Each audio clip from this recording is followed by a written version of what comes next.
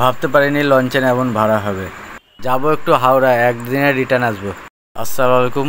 ভোর 4:57 ট্রেন। আমি চলে এলাম খাগড়াঘাট স্টেশন। ট্রেন ধরলাম আজিমগঞ্জ কাটুয়াতে নেমে আবার ট্রেন চেঞ্জ করে হাওড়া যেতে হবে। চলে এলো কন্যা সুবর্ণ স্টেশন। সকাল 5:12 বাজছে। প্ল্যাটফর্মে কয়েকটা লোক বিন্দুমাত্র, সব দিকে ফাঁকা। ভোরের আলোটা কত সুন্দর হয়েছে দেখুন। কন্যা সুবর্ণ স্টেশন এটা। আমাদের ট্রেন কিছুক্ষণের মধ্যে ছাড়বে।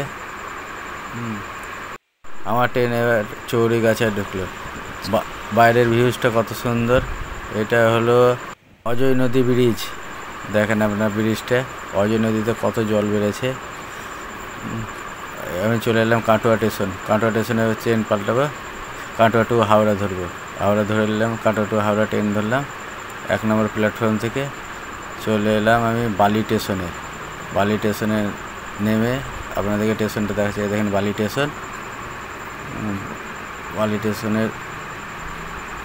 স্টেশন থেকে বেরিয়ে আমি ফ্লাইওভারে চাপবো। ফ্লাইওভারের নিচে দেখেন জল জমে গেছে। কলকাতা শহরে একটু জল হলে জল জমে যায় এখানে।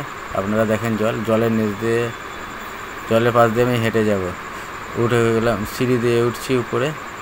আপনারা দেখেন ফ্লাইওভারের উপরে উঠে গেলাম। ফ্লাইওভার থেকে এদিকে বাস যাচ্ছে, এদিকে স্টেশন, বালি স্টেশনের ভিউজটা দেখেন। ওইদিকে ট্রেন যেছে, এদিকে বাস যাচ্ছে, আমি আছি ফ্লাইওভারের উপরে। ফ্লাইওভার থেকে ভিডিওটা করছি।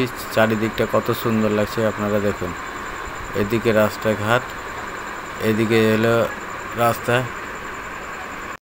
আমি ঘুরে ব্যাক করে হাওড়া টু গুপ্তিপাড়া ধরলাম। আমি নেমে গেলাম গুপ্তিপাড়া। এটা হলো গুপ্তিপাড়া স্টেশন।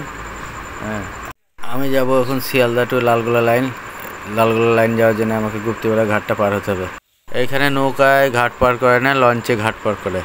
ভাবতে পারিনি লঞ্চের ভাড়া এরকম হবে। ভাড়াটি আপনাদেরকে বলছি, ভাড়াটি হলো মাত্র 8 টাকা। সামনে একটি লঞ্চ যাচ্ছে ওপার হওয়ার জন্য। লঞ্চটি এখন মিডিলে আছে। আমাদের লঞ্চ দাঁড়িয়েছে। আমি লঞ্চে চাপার জন্য ব্রিজ দিয়ে হাঁটছি। এবার ব্রিজ দিয়ে লঞ্চে চাপলাম। আমাদের লঞ্চ ছেড়ে দিল।